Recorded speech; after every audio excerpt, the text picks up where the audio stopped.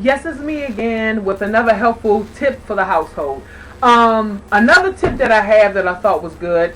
Some of you maybe like myself, once in a while you like to do the fried chicken. I'm straying away from meats because a lot going on with meats, but once in a while, until I'm done with it, I have a desire for some fried chicken.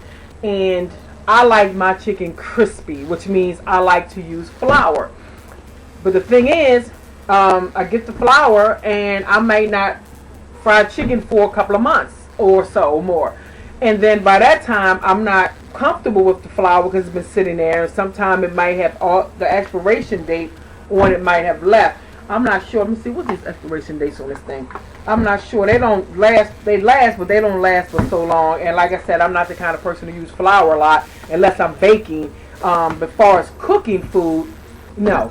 So if I have, of course I keep them separate. So if I have flour for food that I'm cooking, a lot of times I have to end up throwing away and getting new flour.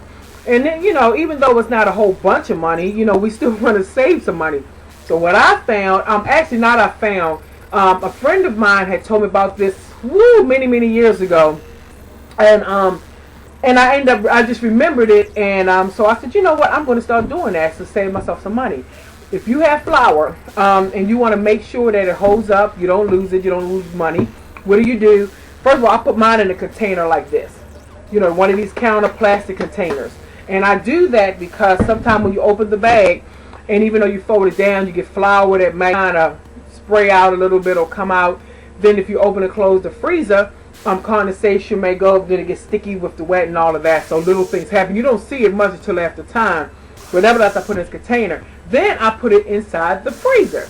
And I put it inside the freezer because this can last 6, 7, 8, whatever months. However the lifespan this thing's supposed to be, it will definitely be.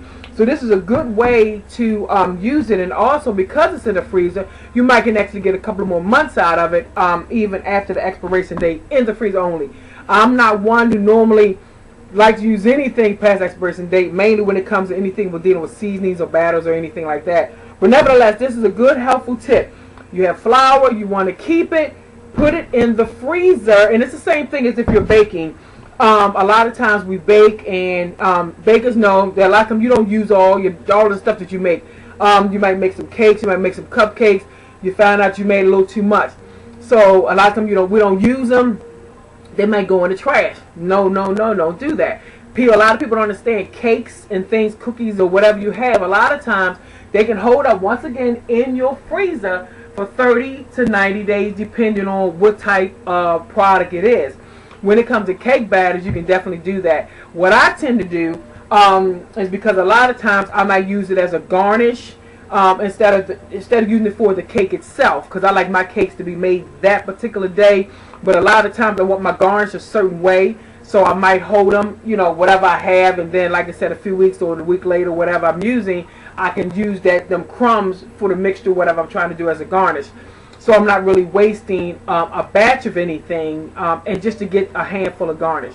So what I do is I take mine and I put it in little containers. I use the bottom of like a cake dome, and I put it in there because I found that holds the frost of the cold out really well. But what I do is I take some wax paper, wrap it around, take some you can use aluminum foil. Then I take some plastic wrap and hold it tight. Then I put it in the freezer and it got a lid on it. I also, check this out, I also use this. Because sometimes you might not have room or you might not have the cake dome. When you get these containers like this Country Crock, which Country Crock is the bomb, and I'll tell you about the Country Crock too, because that got a good thing to it. I'll tell you about another video. But nevertheless, I put this, I take it, and then I put my little doughs in it, like that. Then I layer it. The ones under the bottom I layer with plastic, of course, so they won't touch. And it holds really well. It holds. And one thing about it, what the freezer does, it locks in the freshness. It locks in the taste. So when you take it out, somebody can take a piece of this out, let it thaw for a minute or two, because they're not big pieces, and eat it, and it tastes just like it was freshly made. So that's the awesome thing. My phone is ringing. I'm not sure who this is. Okay, I need to get this call. So nevertheless, that's a good tip. Keep it in mind. Freezer, freezer, freezer. It's a big help. Bye bye.